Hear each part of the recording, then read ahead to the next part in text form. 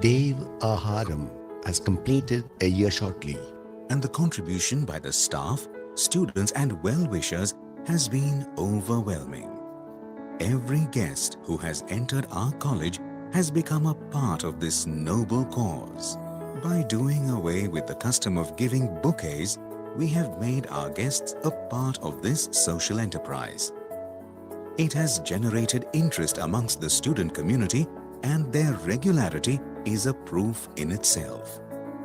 It has emerged as one of the best practices of our institution's out-of-classroom learning, through which we have relentlessly aimed at providing a one-time meal for more than 250 outpatients and caretakers of AIMS.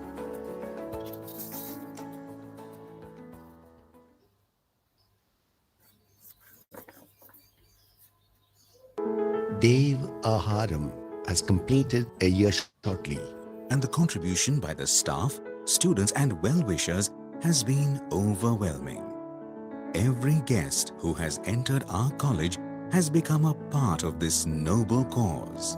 By doing away with the custom of giving bouquets, we have made our guests a part of this social enterprise. It has generated interest amongst the student community, and their regularity is a proof in itself. It has emerged as one of the best practices of our institution's out-of-classroom learning, through which we have relentlessly aimed at providing a one-time meal for more than 250 outpatients and caretakers of AIMS.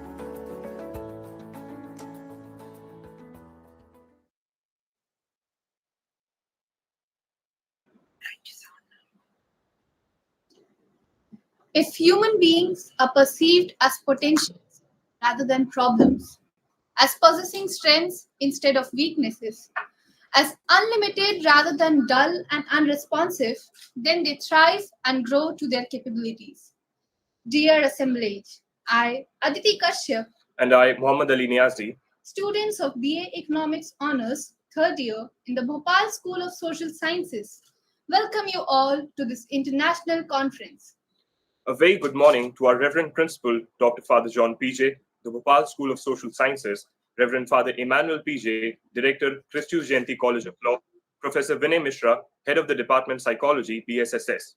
Our keynote speakers for the day, Professor Mona Khare, Head of the Educational Finance Center for Policy Research in Higher Education, and Ms. Doris Padmini Selvaratnam, Associate Professor and Community Development Expert. Our patrons, Vice Principal Dr. Sister Sonia and Dr. Aloysius Edward J. Dr. Parminder Kaur, Head of the Department Economics, BSSS, and Dr. K. Vinoda Devi, Head of the Department Economics, Christus Jayanti College. Distinguished guests, conference organizers, advisory committee, participants, and everyone present here. It gives us an ardent pleasure to have you all with us today. The Department of Economics, the Bhopal School of Social Sciences, and Christus Jayanti College, Bangalore, welcome you all to this international conference on global issues of poverty, development, and environment. The 2030 Agenda for Sustainable Development by the United Nations promises to leave no one behind and to reach those furthest behind first. Meeting this ambitious development agenda requires visionary policies for sustainable and equitable economic growth, supported by full employment and decent work for all, social integration, declining inequality, rising productivity, and a favorable environment. The world has come a long way in terms of development and eradication of poverty, but we still have miles to conquer. And to cover these miles, we need to equip ourselves with the most powerful weapons of all time, knowledge and information. As we know, knowledge is the light for soul. And like light eradicates darkness, knowledge overcomes ignorance. Dear assemblage, before we proceed any further, may I invite Vice Principal Dr. Sister Sonia, Head of Department Dr. Parminder Kaur, and the faculty members to kindly come for the lighting of the lamp.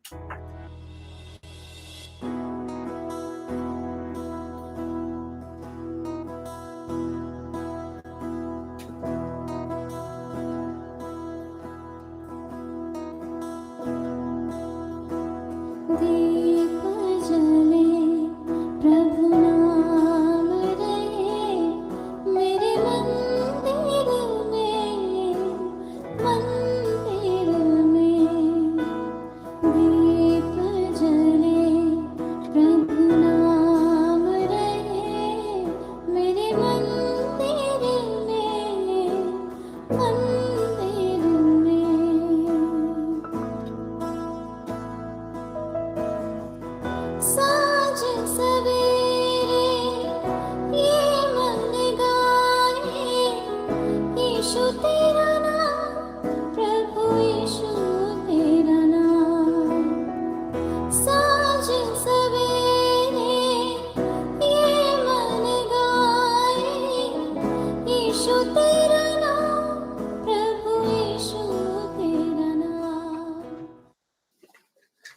Thank you so much, everyone. Now, may I please request Professor Vinay Mishra, Senior Most Faculty of the College and the Head of the Department, Psychology, to deliver his inaugural address.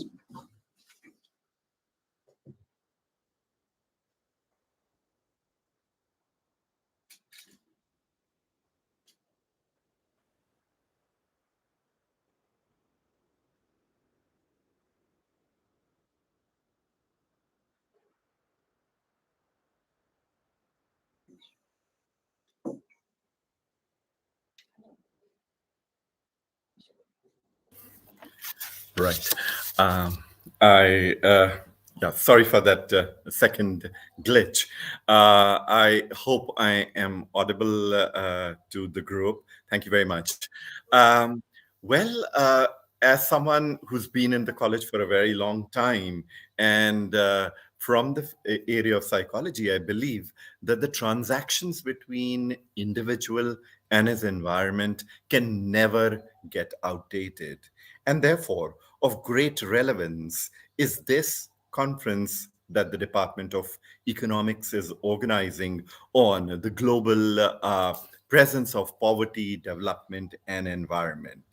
I'm sure the deliberations that would take place would target the possibilities of creating a framework for sustainable development around the world by eliminating poverty while keeping a very strict vigil on the environment as well. I have great pleasure in welcoming Professor Mona Khare, the head of the Educational Finance at the Center for Policy Research and Higher Education, our keynote speaker for today. I am absolutely sure of Dr. Mona's contribution. I've known her for a good 40, 45 years now, and I'm very well aware of her competence and abilities. I'm sure she's just the right person to be delivering the keynote address for the conference today. I very, very humbly, in very clear ways, acknowledge the presence of Professor Doris Padmini Salvaratnam, who is an associate professor at the Faculty of Economics and Management in Malaysia. Ma'am, you lend an international color to our conference, and I'm very, very grateful that you chose to be with us today. Dr. Vinoda Devi also is most welcome to be a part of this conference. Though, as I said, my field of psychology is slightly different from economics. However, I believe that the relevance, the importance, and the implementation of the chosen topic is very palpable. I'm sure that in the course of the day, there will be a lot of exchange of information, and that the students would particularly be benefited by the deliberations that take place between highly qualified people who are there on our forum, not just people who are addressing us, but also people who are attending it. So on behalf of our principal, Dr. Father John PJ, our vice principal, Dr. Sister Sonia Kurian, and Father Manuel, who I most humbly welcome to this conference from the Christu Jayanti College, I would like to extend a very warm welcome to the not only the national but also our international guests who have taken time out to join us. And I would like to make a very special mention of the efforts that were put in by the Department of Economics to put this all together. I'm so happy that our vice principal is there attending this particular conference. And I would make a special mention of Dr. Parvinder Kaur for bringing us all together on this platform. Lots of good wishes for the success and for great learning during the course of the day. Thank you very much. Thank you so much, sir, for your kind words. We would now like to request Reverend Father Emmanuel PJ, Director, Christu Jayanti College of Law, to kindly address the conference.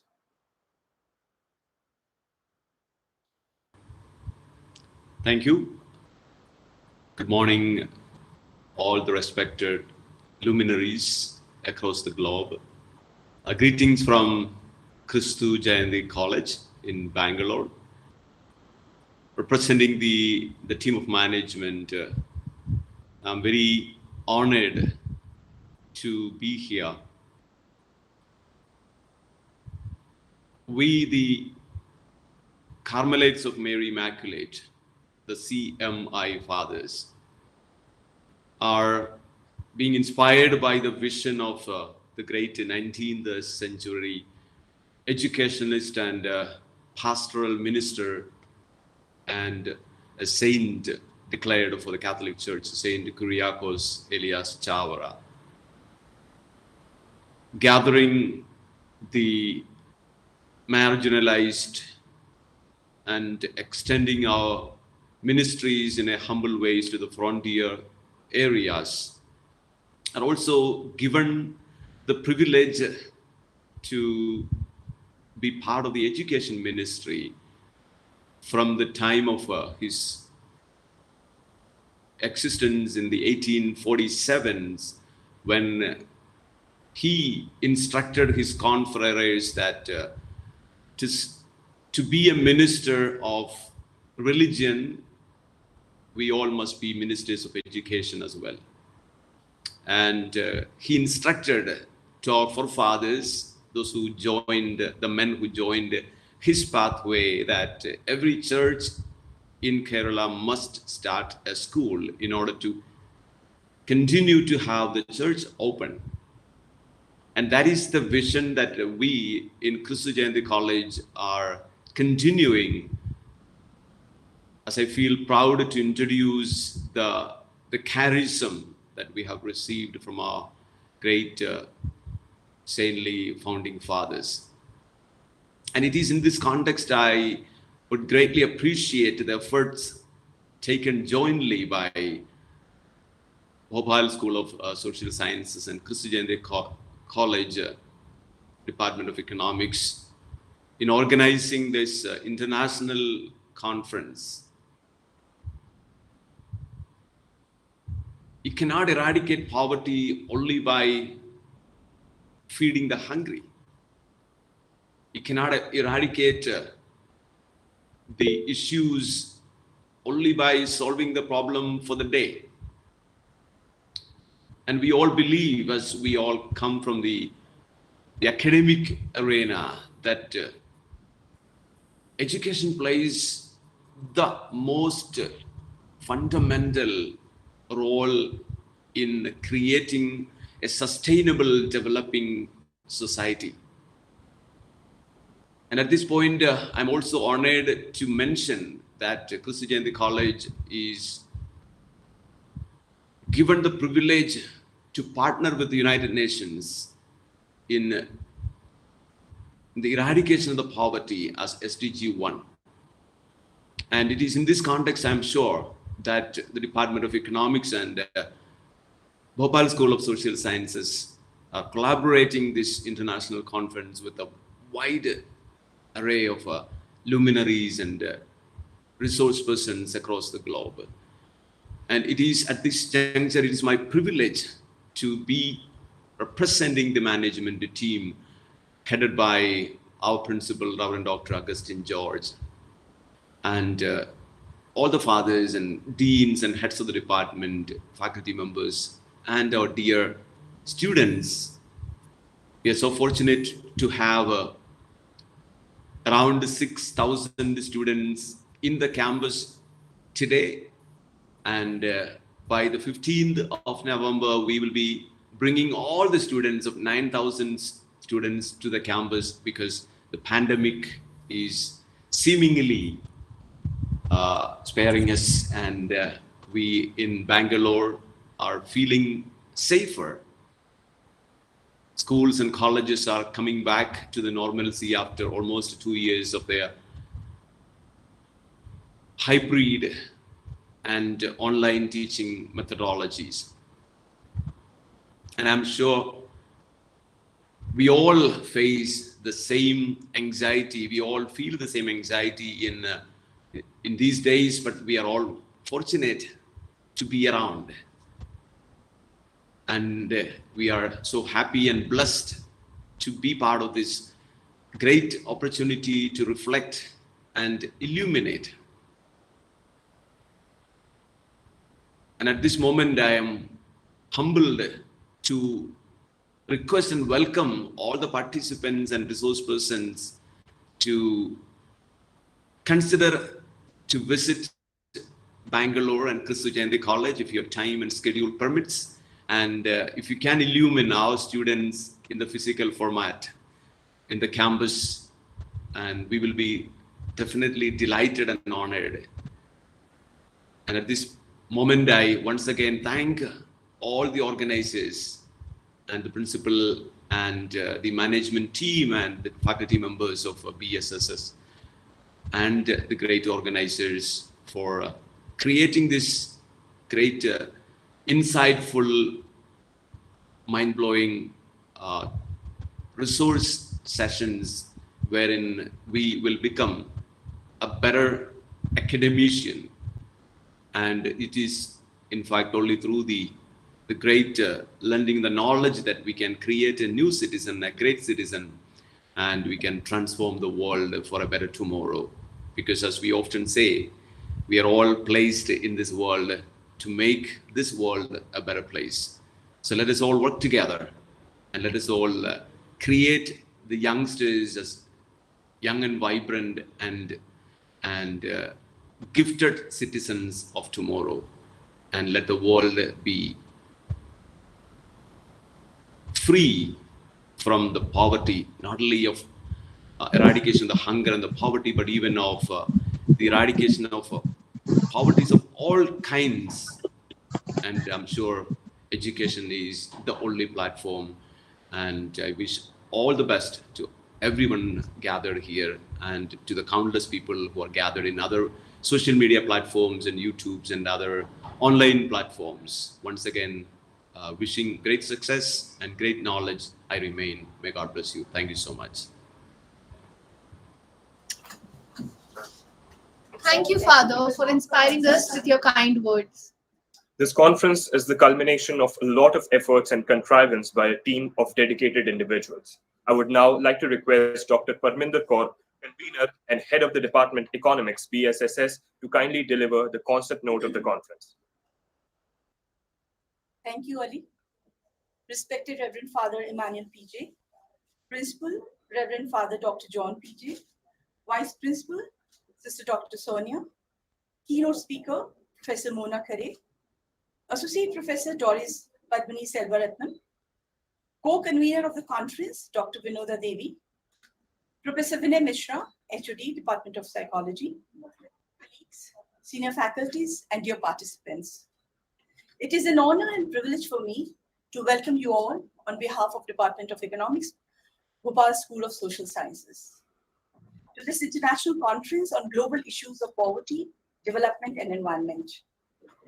The purpose of the conference is to bring together the intelligentsia, academicians, research scholars, and policymakers to present, discuss, and research on the frontiers of knowledge. The conference seeks to deliberate on the possibilities of creating a framework for sustainable development by eliminating poverty while protecting the environment. The world has made great progress in eradicating extreme poverty, but large pockets of poverty still persist.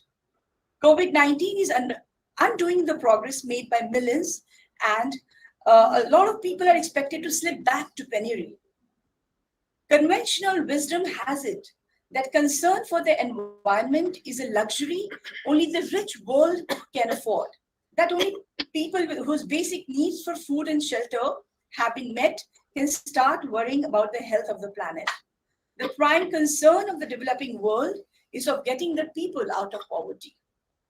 So we have around 250 participants who have registered across the globe from various countries, universities, colleges, states, and today we are going to discuss on the linkages and trade-offs between poverty, development, and environment.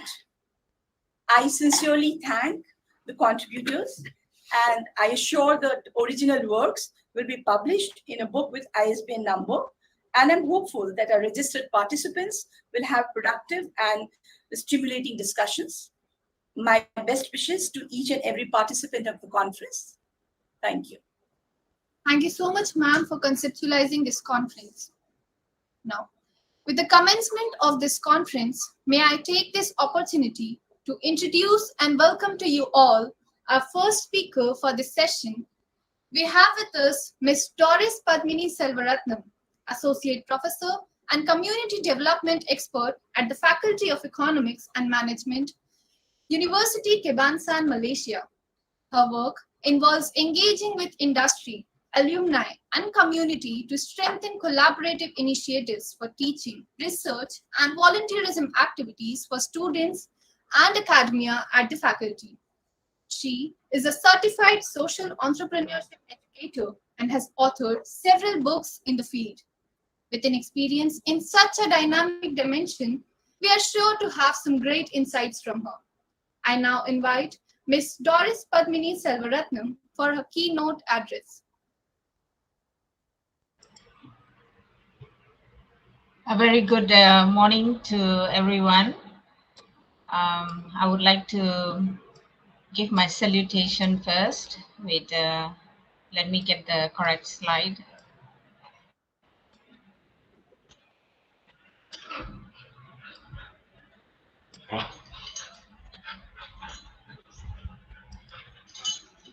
Okay, I seem to be missing that right now. Okay, without any misintention, firstly, I would like to thank the organizers from both the universities for inviting me to be here, and Reverend Father Dr. Emmanuel, also all the other esteemed members of the university, lecturers, professors, doctors, everyone, and also the participants of this conference. So I'm very pleased to be here this morning to deliver my keynote address, and it is entitled Talents to Fight Poverty and Enhance Development. I will be sharing my slides. I hope you can see it already.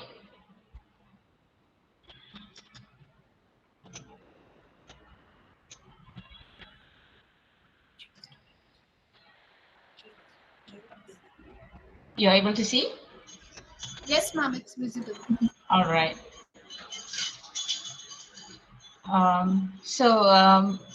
There are so many theories to cover on issues of poverty, and I would like to highlight specifically on rural development.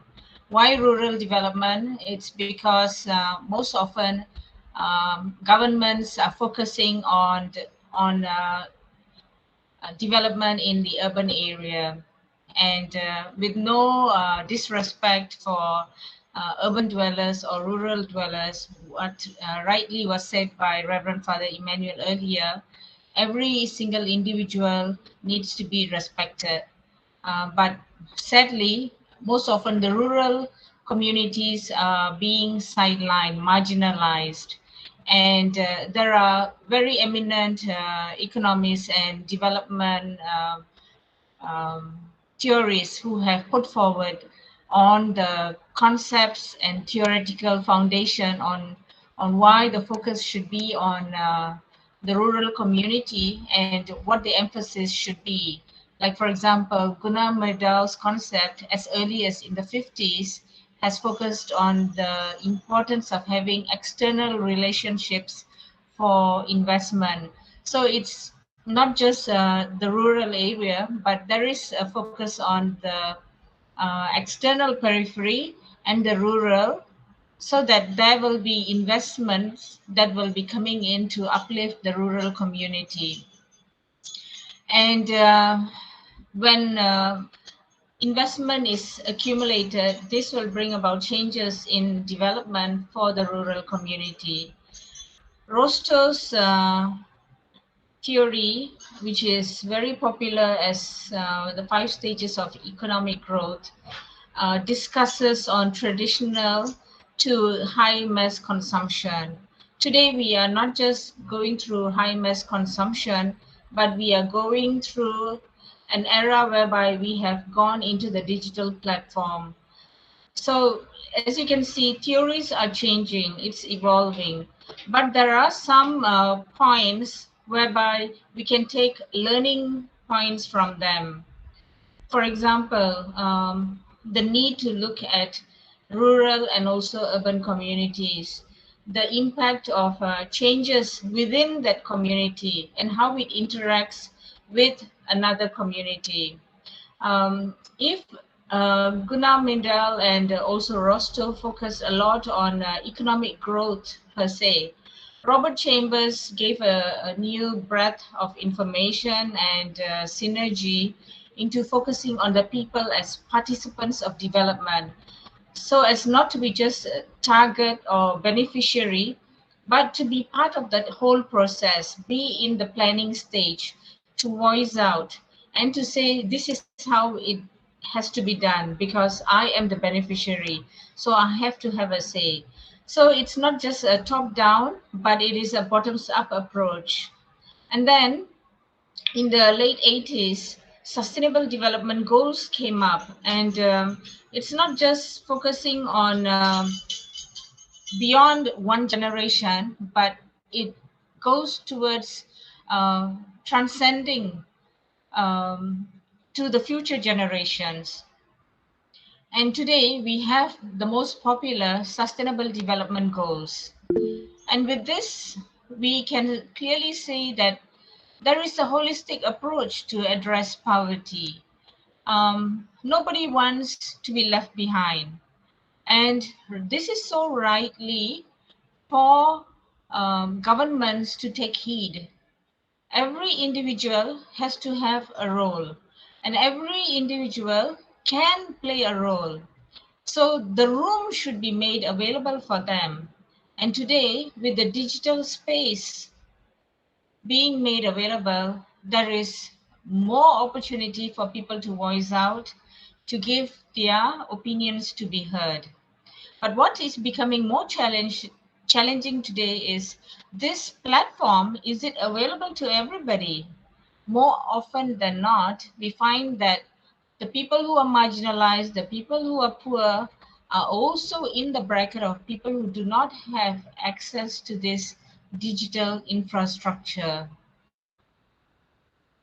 So on another take, we are also looking at the importance of health, education, and providing job opportunities.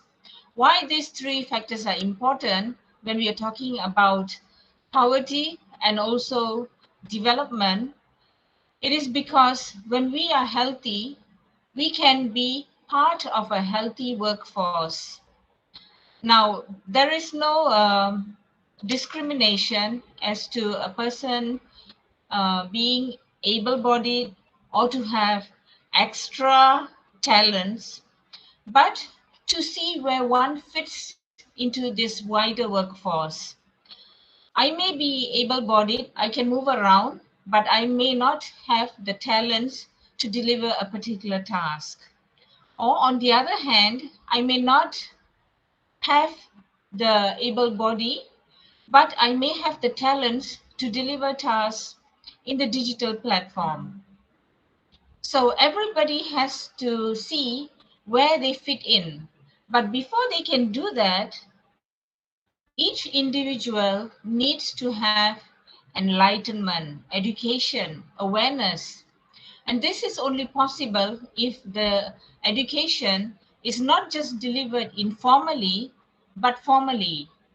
Why this is important? Because a person who is left alone can think, can come up with devices as a response to survival skills. But with formal education, with guided education and skills training, a person can be guided as to, okay, this is what you should have. These are the skills that you need.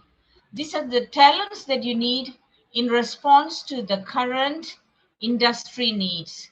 And in response to that, the whole education system, starting from a very young age for the preschoolers, toddlers, primary school, secondary schools, and tertiary education has to be well planned, well formulated, in line with the industry's need. Talking about the industry's need, we cannot push aside our own psychological needs, our emotional needs, religiosity, morality, and ethical values. Because a person who is holistic has to take into consideration all these factors. Only then can we create a workforce that is balanced, looking at the job needs, family needs, and at the same time creating happiness, a holistic well-being for the family and also for the society. Now, job opportunities, one can argue, why wait for the job? I can create my own job. Yes, you can create your own job, be an entrepreneur, but not everybody is talented to create their own job. So skills training that fits together with job opportunities is important. On another front, businesses should also open up for job opportunities. Job opportunities should be diverse and give a platform for people to contribute. We should always aspire to fit into jobs that deliver the best, to have the best performance, KPIs, not just for the job, but reflects our own personality, our own moral, ethical, and religious values.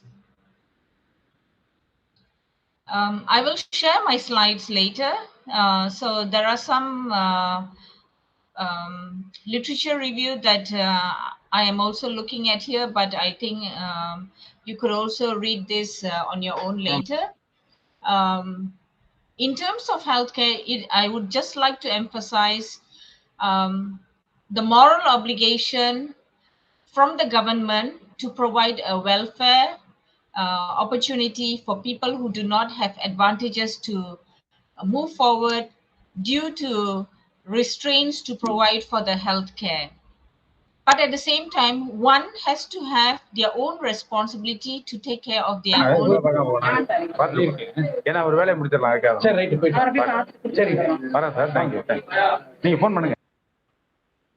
So on the other side, besides taking care of your own health, one also needs to take care of education. Education is important because it gives us a value added psyche to us, the process thinking, how we can address conflicts, how we can communicate, how we can put forward ideas, our thinking process, and how we can fit into a particular job. Are we trained to become a lawyer, a teacher, a person who is a data analyst?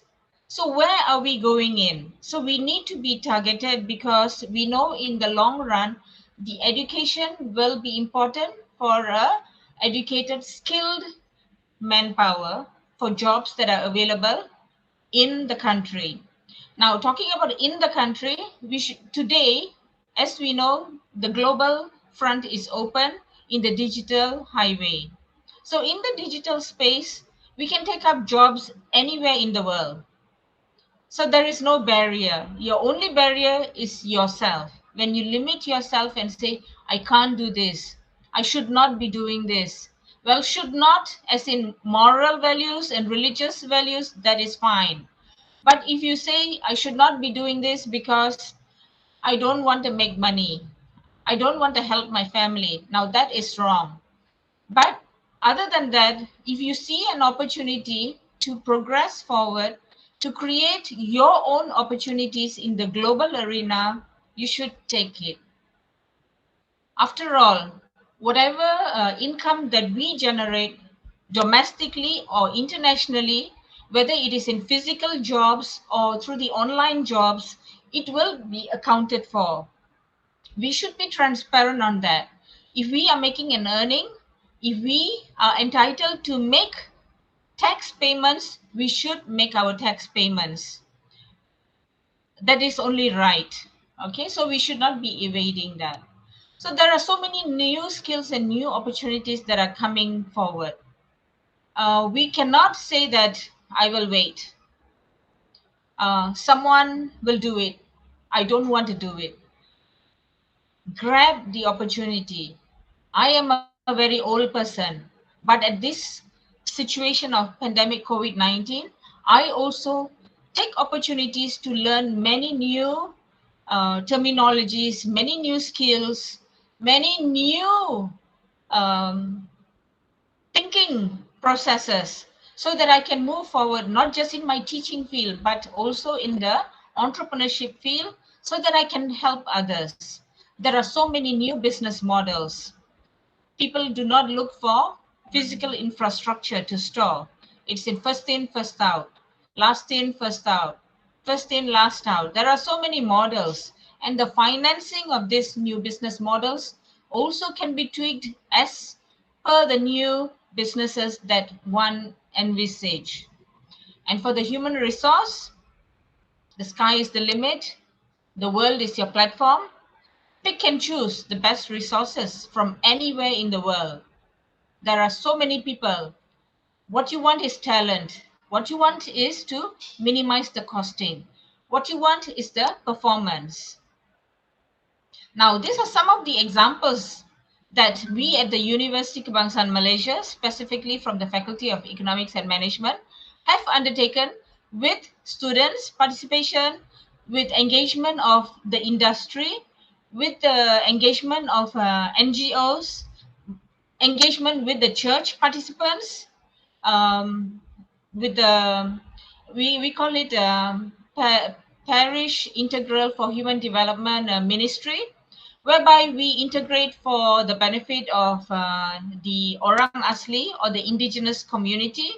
For the rural poor, we also have the indigenous people. When we could not face them for live interactive activities, we did the activities online. So like I said earlier, only the sky is the limit. If you want to deliver it, you can make the effort and you can innovate.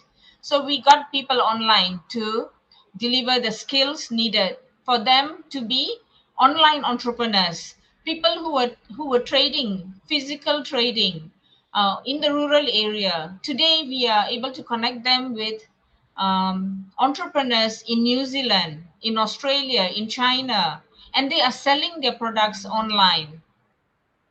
And we also have the urban poor, people who could not get their basic needs met due to the COVID pandemic. Jobs were lost, and we made sure that we were integrating and helping. And sometimes we went down to the ground, and sometimes we said, okay, you do it. So in this situation, when emergency, uncertainty, we need to think fast. We need to pull together resources. How can we move forward? How can we engage and work? And also providing internet devices to help children and also the older kids, so that they can be connected for education purpose and also for job purposes. So there are many challenges. When it comes to pandemic, everybody was taken aback. Many lives sadly were lost. Some of them were very close to us as well. But we have to face the reality. Life has to go on. We have to continuously learn. We have to continuously reskill. We have to continuously adapt to new technologies and new challenges. Otherwise, we will be in an impasse, whereby we are just struggling. But at the same time, we need to ensure that nobody is left behind. How can we ensure that people are included? We need to make sure that our model is inclusivity. If inclusivity means having a digital infrastructure, having a physical infrastructure, providing more opportunities, getting more people to come on board with our programs, then we should do that. If it also means providing financial support, welfare support, then we should do that. We are not an island. I know in the Bible, it is said that we will always have the poor. But studies has also shown that the definition of poor changes over time. A person who is poor probably has only $1 to provide for the meal for a day. But today, in certain communities, poor is a person who has only $50 to provide food for the meal. Now, the definition changes over time, but the society also need to take into consideration that the quality of life is not compromised. Human dignity is important to be upheld. So investment in human capital has to be continuously be in place. Higher income is not an ultimate goal, but what is more important is as you move towards that higher income, which is used comparatively across the globe, you should focus on equitable income distribution, equal opportunities for income distribution, and the independent variables that are needed to boost the economy and to maintain future growth. Investment should always be increased, but we should make sure that it's coming from players from all around, not just one or two players. I think that's all from me, and I hope all of you have benefited from this sharing. Thank you. Rightly said, ma'am. For human resource, sky is the limit. We need to continuously learn. We need to continuously strive to make ourselves better. Thank you so much, ma'am, for your insightful address. Dear assemblage, may I also introduce and welcome to you all our second speaker for the session. We have with us Professor Mona Khare, Head of the Educational Finance Center for Policy Research in Higher Education, National Institute of Educational Planning and Administration, New Delhi, and member of 15th Finance Commission of Education Sector Funds Estimation, Government of India. She has many publications to her credit in journals, books, magazines of national and international repute. Author, reviewer, and editor for journal books and magazines by renowned publishers like Routledge, Emerald, Cambridge, Oxford, etc. Her current areas of research include employability skills of educated youth, financing of education, educational internationalization, and regional and spatial disparities in educational development. Ma'am, it's great to have you on board today. May I now invite Professor Mona Khare for her keynote address.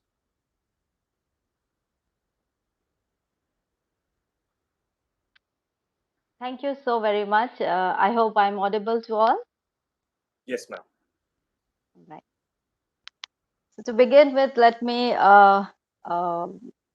thank the organizers for not just inviting me, but also conceptualizing an international conference on a very, very contemporary issue about talking on issues of poverty, development, and also environment.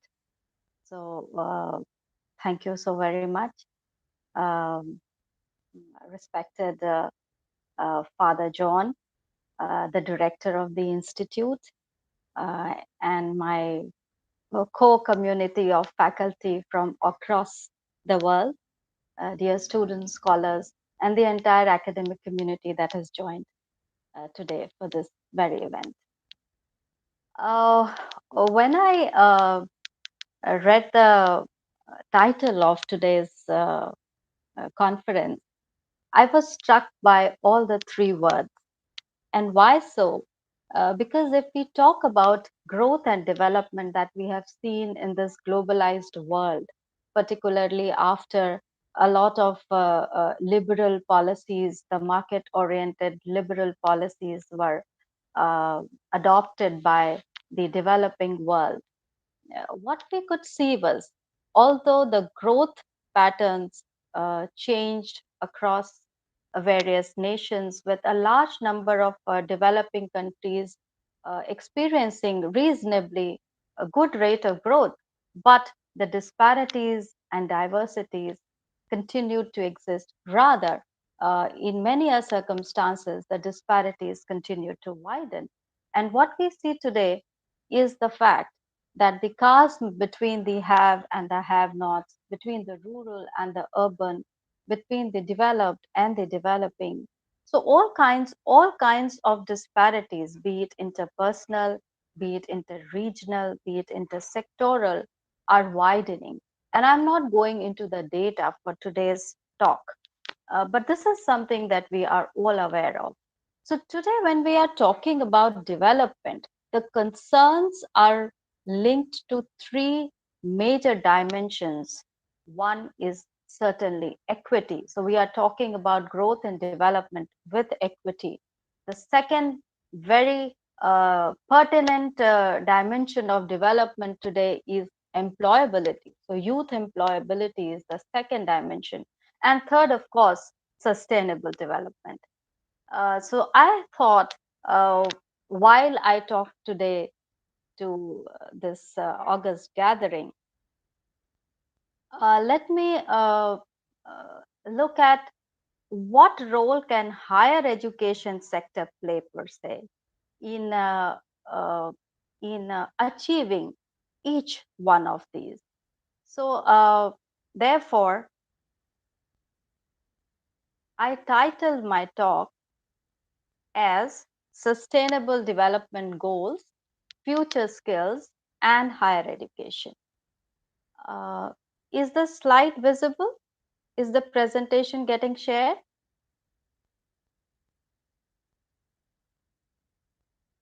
Is the presentation getting shared? Yeah. Yes, ma'am. Okay. So when we look at future development goals, I would like to talk about two specific things here. One is sustainable development, and the other is employability skills that are very much lacking in our youth today, especially the graduate employability issue that is becoming large at the global level. But more importantly, I would also like to link it to what the higher education sector can do about it. So, various aspects of growth and developmental issues that we just very briefly touched upon: equity, employability, and sustainability. So, if you look at these sustainable development goals, this is SDGs 2030, the 17 sustainable development goals, everything is embedded in it. If you look at poverty, hunger, health, education, equality, all of these come down to one very important aspect, and that is quality human development. Because nothing is possible until and unless we have skilled, qualified human resources who can think about innovative ways and means of bringing changes in the society and in the entire development process. And therefore, I thought, let us talk about sustainable development in a very broader context. So normally when you look at sustainable development, what do we talk about? It is a development that meets the needs of the current generation and also the future generation. This is what was talked about way back in 1989 by UN, the definition that was given by the United Nations. But today when we talk about sustainable development, there is lot more to it. So we are not just looking at environmental issues, but sustainable development goes beyond environment to economic, social, as well as cultural issues. So how then when then we link it to the higher education sector? Now, if you look at the higher education sector per se, I thought of bringing to you the model given by Foret in the year 2005. Now, this model talks about five types of capital that each higher education institution has and can build upon in order to contribute effectively towards equitable development and also sustainable development.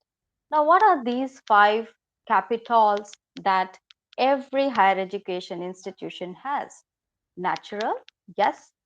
Human, we all know the human people, the human resources. Social, so we go beyond, we are a community as a university, as a college, as an organization, but we also go beyond our own boundaries to reach out to the families, to the households, to the community at large. Manufactured, yes. So all kinds of infrastructure, the fixed assets uh, that exist on the campuses, and financial. So every institution has these five kinds of resources or capital which are present both in stock and in flow. The challenge is to see how we create a balance between the stock and the flow, and how the flow that emerges from these five stocks of capital continue unabated. They continue to keep flowing, and the benefits keep going to the community at large. So how does that happen? For that, every institution needs to plan on three C's. And these three C's are campus, curriculum, and their community engagement. Now, what I call it is the frame for institutional sustainability. Why the word sustainability along with institution is because today every institution is facing very, very tough competition in the world. We are all aware that today we are talking about global rankings. The pandemic has thrown open a lot many more challenges wherein the institutions are struggling to bring in money. There is dearth of finances. The students, the fee-paying students who were the basic foundations for a large majority of institutions across the globe, which are privately funded, are also struggling to sustain themselves. So sustainability is not just about linking the institutions to environment, but I am here talking about how an institution can sustain itself as a quality institution in the long run. So if we need to do that, this is the kind of framework which can be used and has been used at the global level.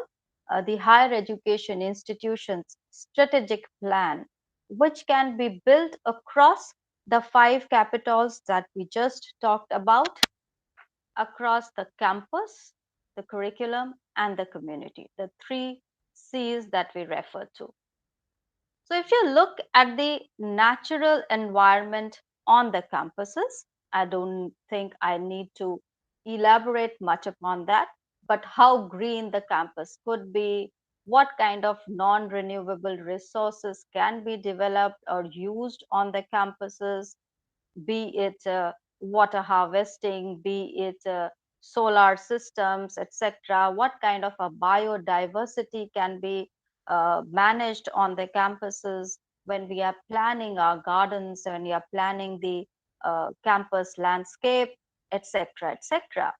Also, it is important to link both the awareness aspect and the technical aspects of building this environment with the curriculum, and also reaching out to the community by way of helping them and also by way of creating awareness. Similarly, when we look at our human resources, there are three important dimensions that can be looked upon. One, of course, whether the human resources are healthy. So, whether the people on the campuses, be it our staff, the administration, our students, so human health becomes of utmost importance, followed by empowering individuals for lifelong learning. So learning, as we all know, is not a one-time phenomenon. My earlier speaker has already talked about how the global employability skill demands are changing over a period of time, and they are becoming more and more aligned to the new uh, fourth and fifth industrial revolution, that is technology enabled or highly dependent on technology. So lifelong learning, how to prepare individuals to be able to accept changes and to be able to be ready to learn all through the life, and also to be able to uh, contribute towards employability, creativity, and very importantly towards recreation, because as the age old saying goes, all work and no play makes Jill and Jack a dull girl and a boy. So, how our human resources can be trained and can be made aware towards these needs? Social, of course, how do we collaborate with the society uh, on a larger scale? Uh, so, what kind of attitudes, what kind of global or positive personality traits do we need to have in the individuals, be it by way of honesty, be it by way of empathy, be it by way of respect? All of these, how do we build these kind of positive personal skills in our students and in our staff? Also, how can we contribute towards this kind of a positive institutional change, not just within the campus, but across the community? Uh, then, of course, the manufactured capital. uh, in the manufactured capital comes the concept of use and efficiency. So here we bring in the idea of cost and benefit. So you have a lot of fixed assets, the manufactured assets, the manufactured infrastructure. How the resource use efficiency can be built into the system, and new ways and means can be innovated and shared with the community to improve efficiency across all activities. Economic and financial, I don't think I need to elaborate more on that, because this is certainly the foundational need for any kind of activities to be held.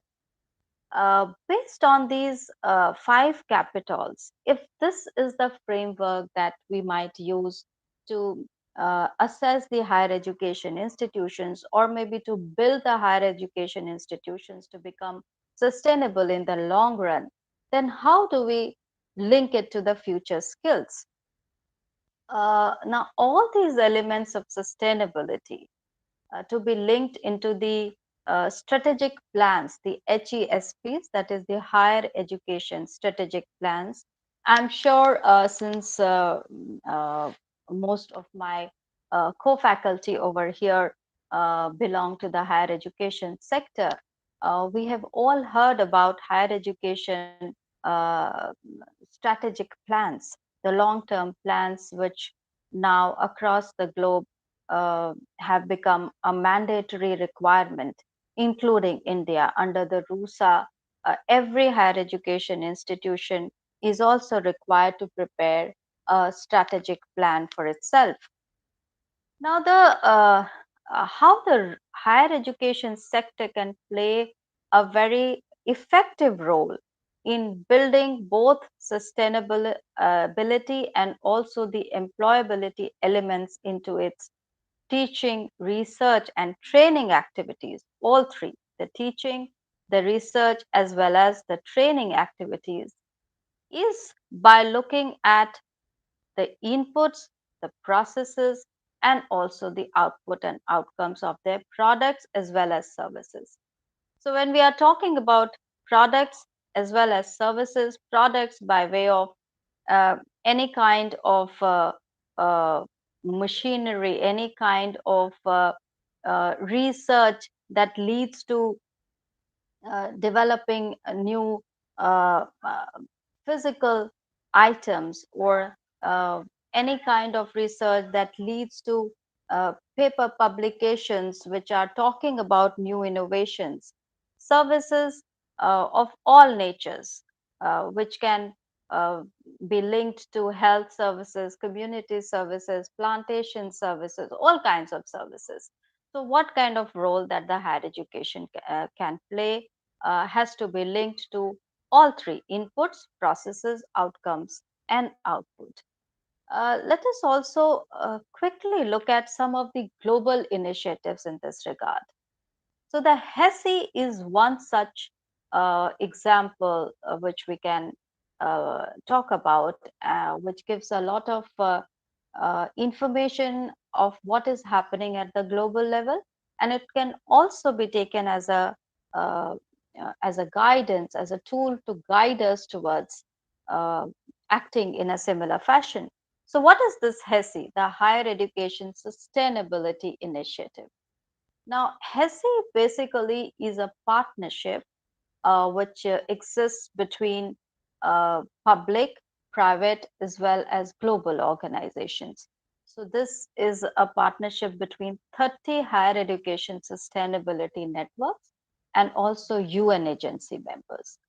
This was created in the United Nations Conference on Sustainable Development in 2012. And what is the purpose? The HESI basically provides higher education institutions with a unique interface between higher education, science, and policy making, which rarely happens. So it brings together the higher education community, it brings together the industry, and also the policy making bodies. And therefore, the participants of the HESI include people from the government, people from the academia, the university, UN representatives, sustainability professionals, major groups of alumni, groups and associations from the industry sector, and all other kinds of stakeholders who think that they can contribute towards the sustainability idea are most welcome to join this group. Now, what is it that HESI is committed to? So, there are four aspects that HESI is committed to. One is teach sustainable development across all disciplines of study. So far, when we used to talk about sustainable development, it was either taught as a foundation course at the undergrad level, or maybe in some of the science subjects or in engineering and technology subjects. Somewhere we were talking about sustainable development tools and techniques in a very focused fashion.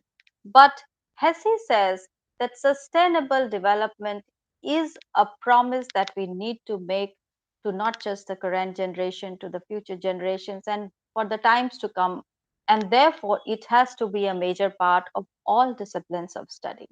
The second thing that HESI has committed itself to is to encourage research and dissemination of sustainable development knowledge. So it is not just about conducting research in the area, but what is even more important is to disseminate the research, disseminate the knowledge that has got developed, and make use of it on a larger scale. So the HESI is very importantly talking about engaging and sharing information. The point number 4 over here, engaging and sharing information across international networks. And the last important element that HESI talks about is to build green campuses and support local sustainability efforts. So these are the four major areas where HESI has committed itself to. So just to it is that makes HESI so important is because it is supported by a wide range of global and international network of universities and several student organizations. It is not just the universities and higher education institutions, but several student organizations and also regional economic bodies. Uh, in the Rio Plus 20 conference, we saw over 300 universities from across the world committing and signing the HESI Accord.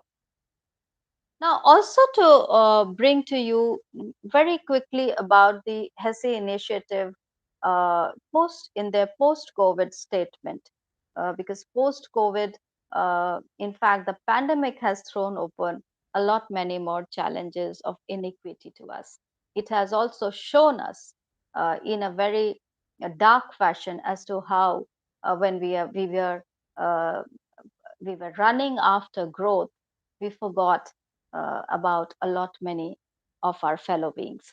So, in the post COVID 19 statement, the HESI talked about three important dimensions. One is to redesign the higher education in support of sustainable development, a green recovery, a regenerative pathways for education, while also ensuring the quality education, equity, and gender equality everywhere.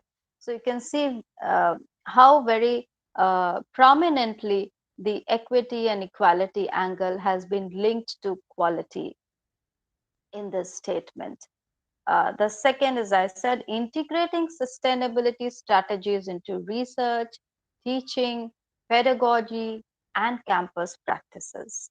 Now, all these activities of the higher education system, how innovatively we can think that each of this becomes uh, more oriented towards the broader definition of sustainability. So we are not just looking at environmental, as I said in the beginning, the broader definition of sustainability. And also, the HESI has brought out a test, which is known as SOLI test. This test can be administered, we can adopt it as it is. One can modify it as per the need and the context, the local context, the regional context. But what this test is all about is this test tries to assess how the higher education institutions are aligned towards a sustainable development agenda and how they are contributing across various dimensions, the five capitals that we just referred to, in order to uh, develop in a more sustainable fashion. So, this test basically includes questions around the SDGs, and it is a platform to assess the knowledge of the students of higher education institutions. So, the test is not about uh, what the institutions are doing per se, but how the institutions are training our young minds towards becoming more conscious towards the sustainability agenda and their preparedness to be able to contribute in a better fashion. So as we see, the focus today has moved.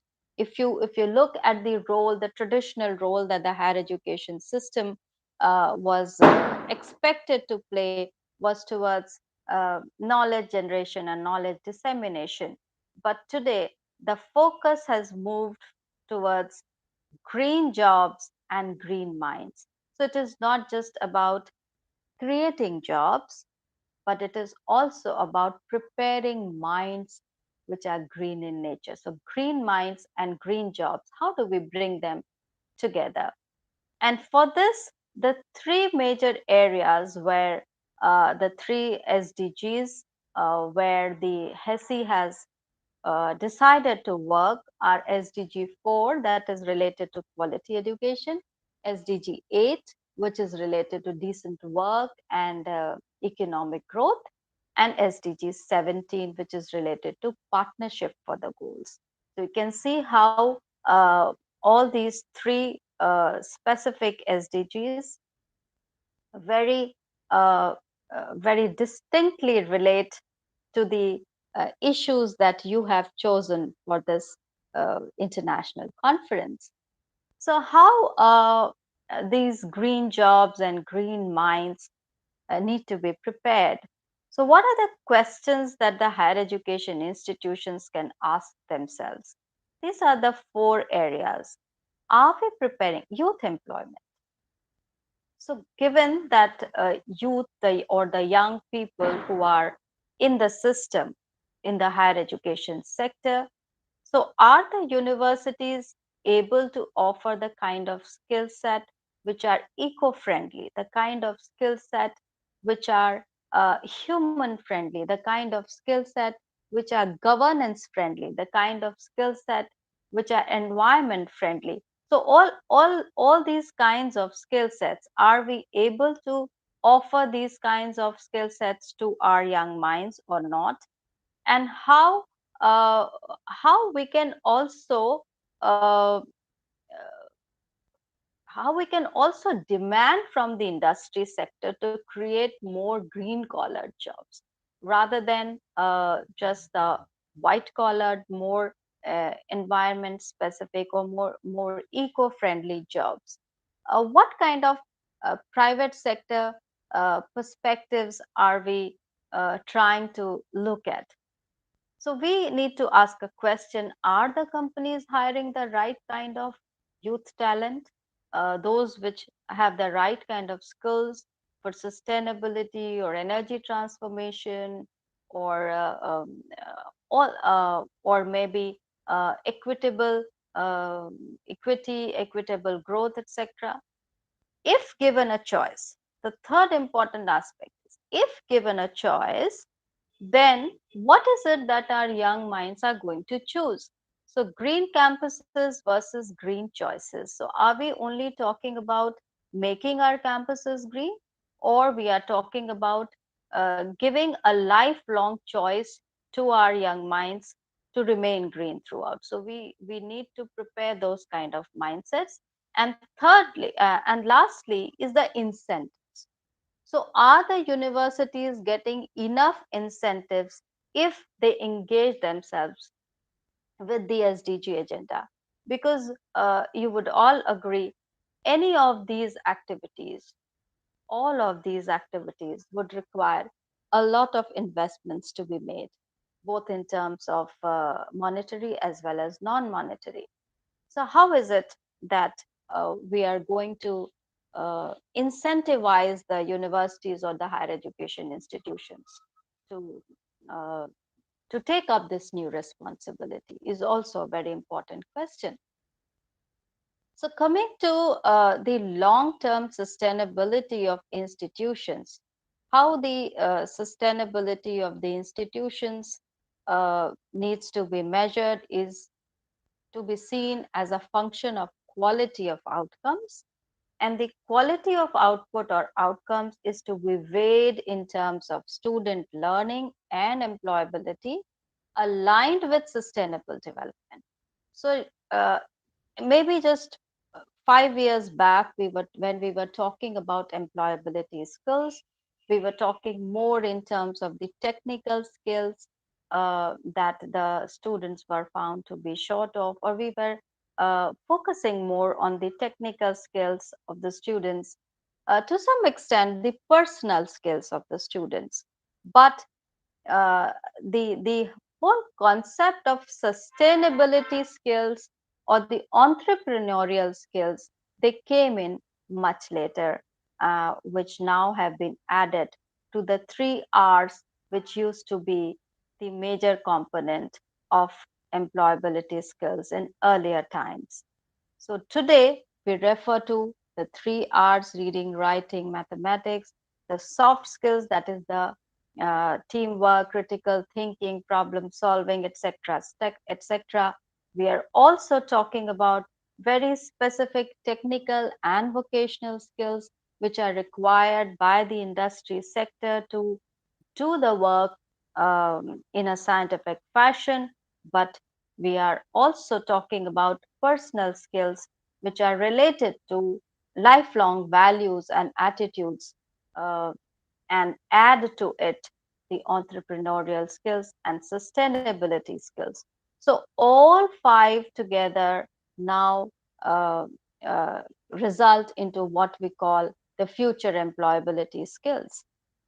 And how the higher education sector can act towards building a generation adapt with all these 5 kinds of skills is a major challenge.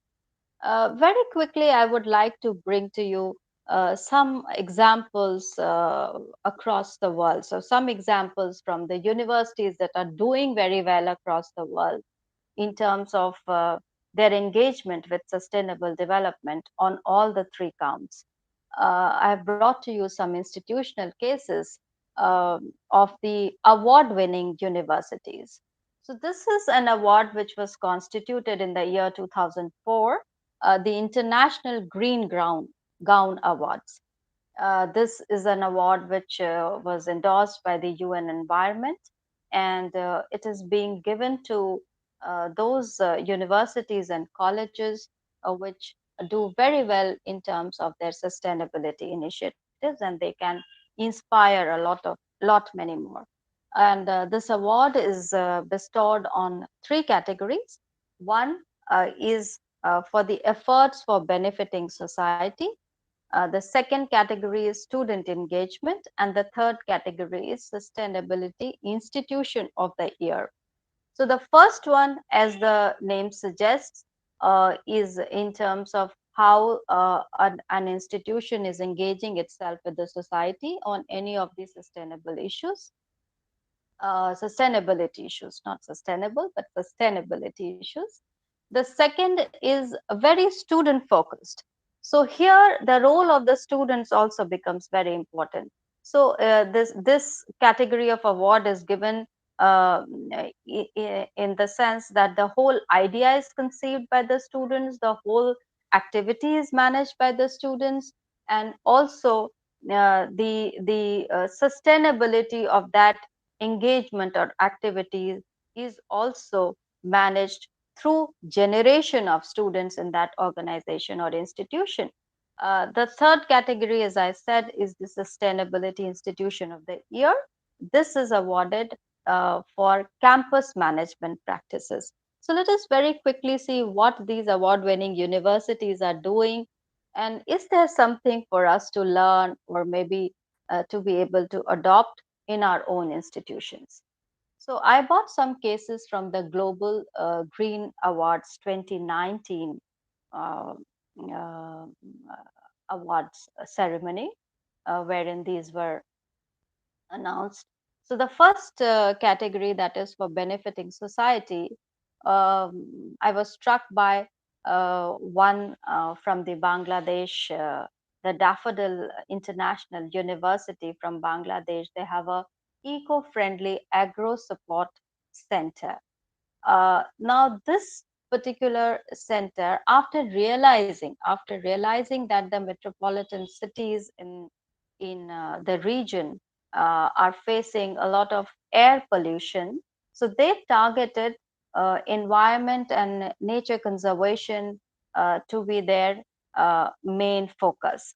And what did they do is through this center they developed new uh, new local soil friendly uh, saplings of fruits and also uh, vegetables, fruits, etc.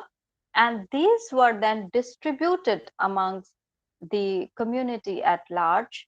And they not just distributed them, but also technically trained the farmers as to how to conserve and how to engage themselves in farming those kind of new varieties of fruit, vegetable, and medicinal plants that they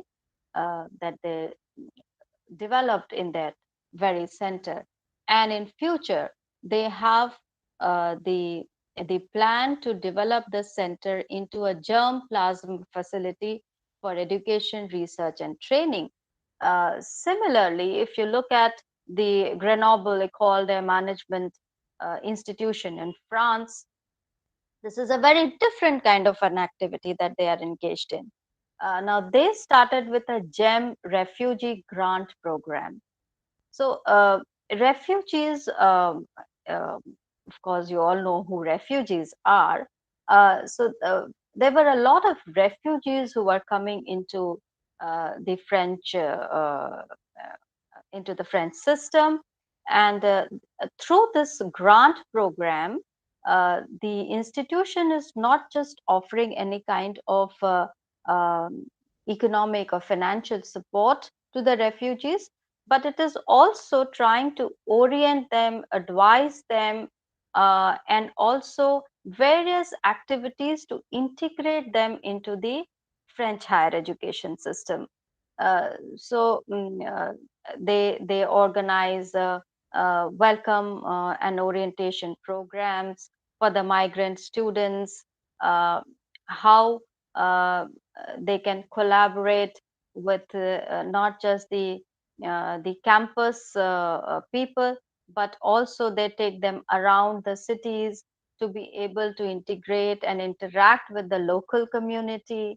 Uh, Also, then they involve them in the activities of the institution with the community, so that they feel that they are getting included in the entire system.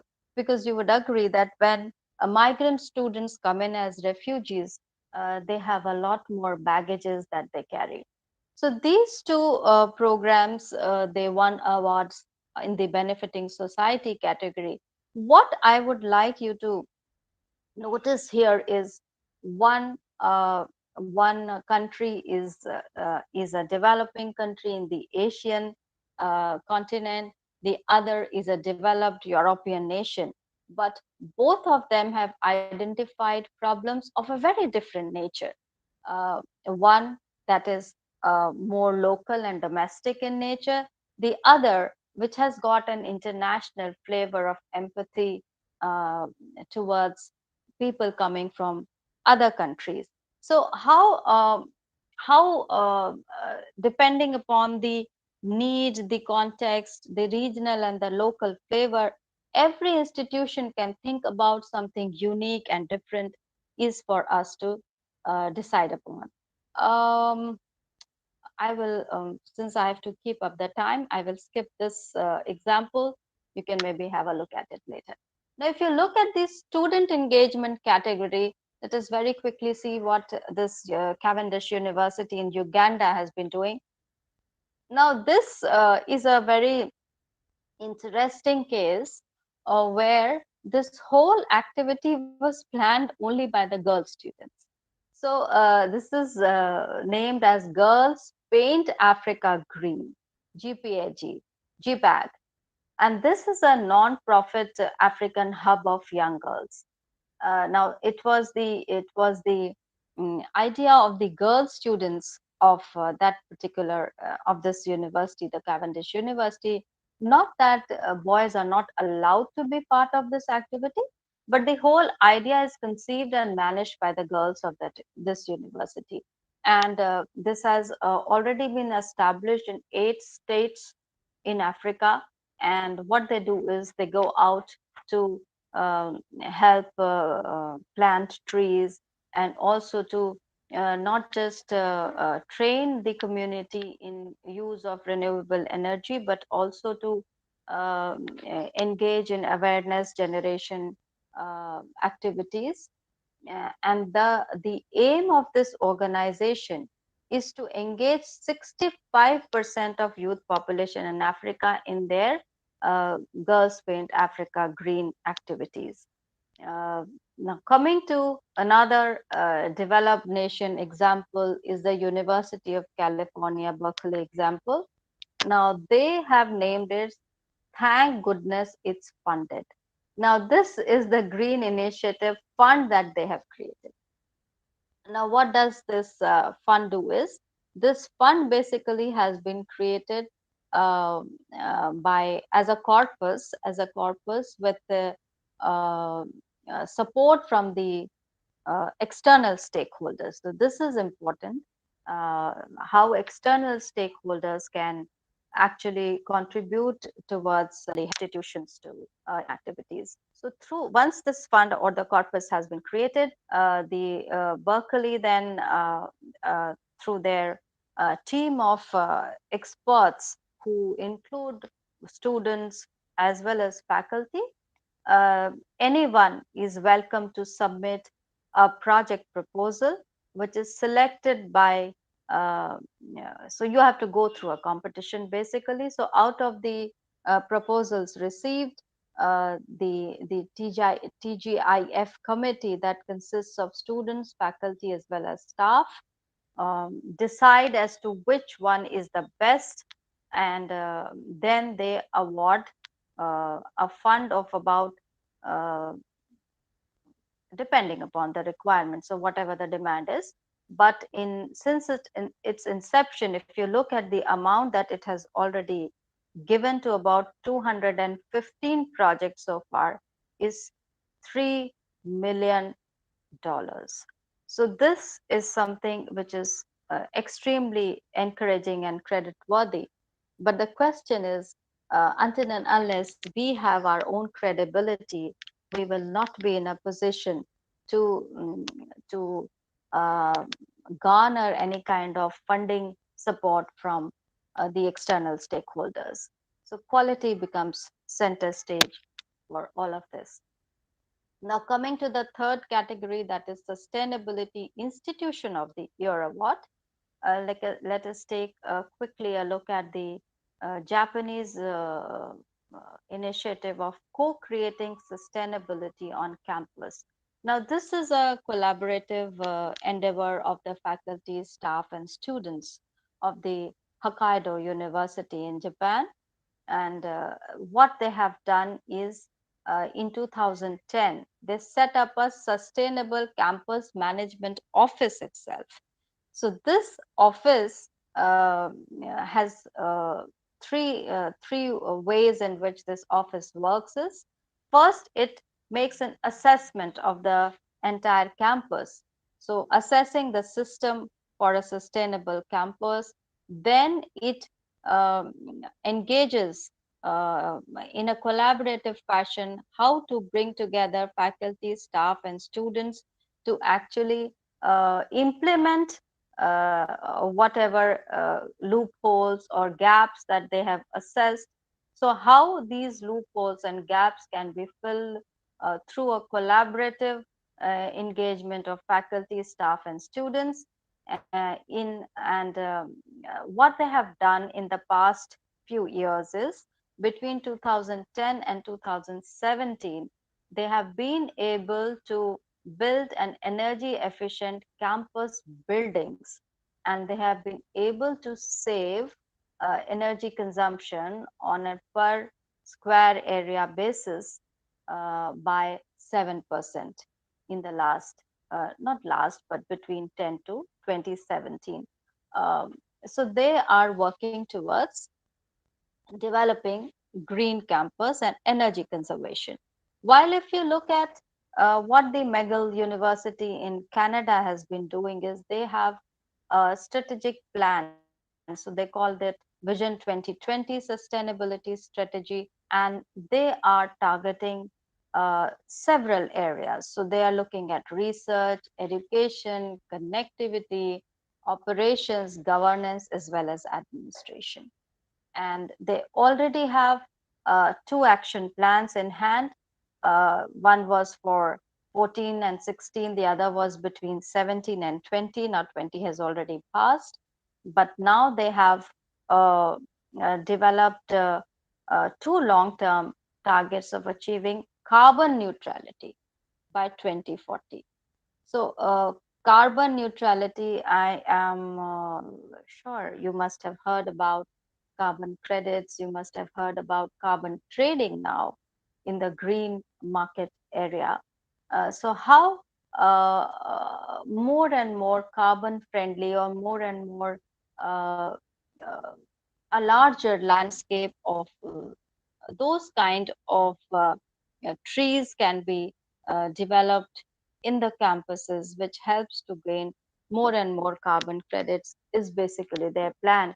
But in that plan, there are about 30 plus priority actions that have already been underlined by them. Now, if you look at some of the existing tools of sustainability assessment for higher education institutions, these are about 50 tools which are already existing. The auditing instrument for sustainability in higher education. I'm not reading out each one of them, but each of this tool is an assessment platform, which may be digital in nature, which may be online in nature, which may be uh, manual in nature, which has been built by various institutions across the globe to look at, to track rather, to track uh, their growth and process in making their campuses more sustainable and employability oriented. Now, what is important that comes to fore when we look at the various examples of sustainable awards is that it is extremely important to bring together the stakeholders. And we need to build alternate models of employer supported training systems, both for employability as well as sustainability. And what can be those employer models? I just brought in some examples from names, etc., from India, just to uh, make it a little more um, relatable to our Indian audience. Of course, the multinational corporations and the corporate bodies, like the Airtel, Mahindra, Tata, Birlas, they have been doing a lot in the past as well. So there is something which exists by way of a system in large multinational corporations and corporate houses. Also in semi-government autonomous institutions like the PSUs, uh, uh, or the cooperatives. But there is much more that can be done from this particular segment, and how we can involve them into our activities is something which is important. Corporate universities, a large number of universities which have come up in the private domain today, are financed and owned by large corporate houses, be it the Mahindra, Wipro, all the Jindals. They have all brought in large corporate universities in the country, and how they can become proactive towards it. The National Skill Development Council or the National Skill Development Corporation at the national level, and its partner institutions, both training as well as educational institutions, how they can also be made part of this entire sustainability agenda is something which we can look at. So the entire community as well as individuals have a very important role to play in this. To end with my talk today, let me very quickly uh, just end by taking the major takeaways from today's talk. Is one, that embedding sustainability in higher education institutions is uh, is the call of the day, and it has become a global drive. Now, what is important for us to ask ourselves is a question as to how we can revisit what we have been doing and how we can revitalize the existing system to become sustainability conscious. And the third aspect is, what are the skill deficits that exist amongst our educated youth? And when we are looking at these skill deficits, we need to also align them to sustainable developmental needs. So the new skills that we need to talk about today are not just in terms of technical skill or technology friendly skills, but when we are looking at digitization, AI, Industry 4.0 or Industry 5.0 revolution, we are all the time talking about technology friendly skills or technology oriented skills that our students are lacking in. But we need to go beyond that and also talk about sustainability skills, the entrepreneurial skills that we need to build in our students. so that what happens is that the dimensions of sustainability and also equity in higher education institutions get addressed.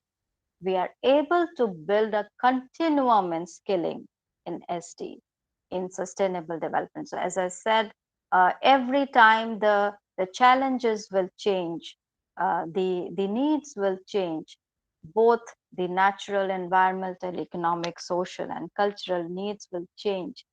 And how we can build a continuum in skilling our youth, and how the knowledge that we create on our campuses can be integrated in formal academics to be able to have an improved future, green employability and sustainability elements being a part of our higher education system. With that, I would just like to end by saying we need to build connectivity with local, national, and global stakeholders and prepare our youth with knowledge, aptitude, and skills for sustainable development for not just self, but society as well as the group. Thank you very much for a very patient hearing. Thank you, everyone.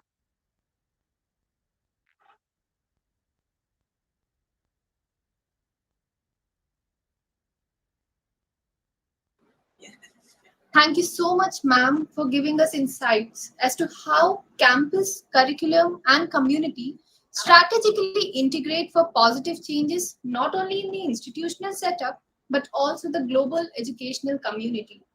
Certainly, sustainable development is the need of the hour. An integrative approach to sustainable development is the solution.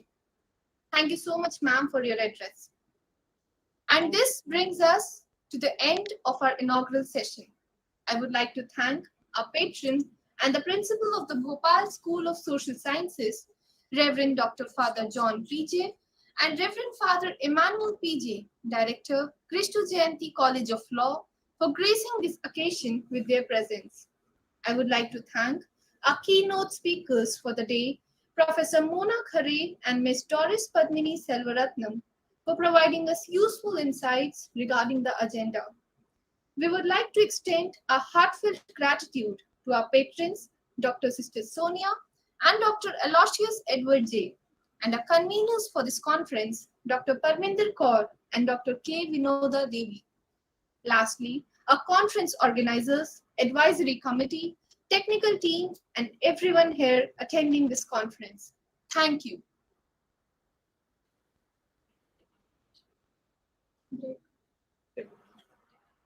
We'll meet in the technical sessions. Thank you, everyone.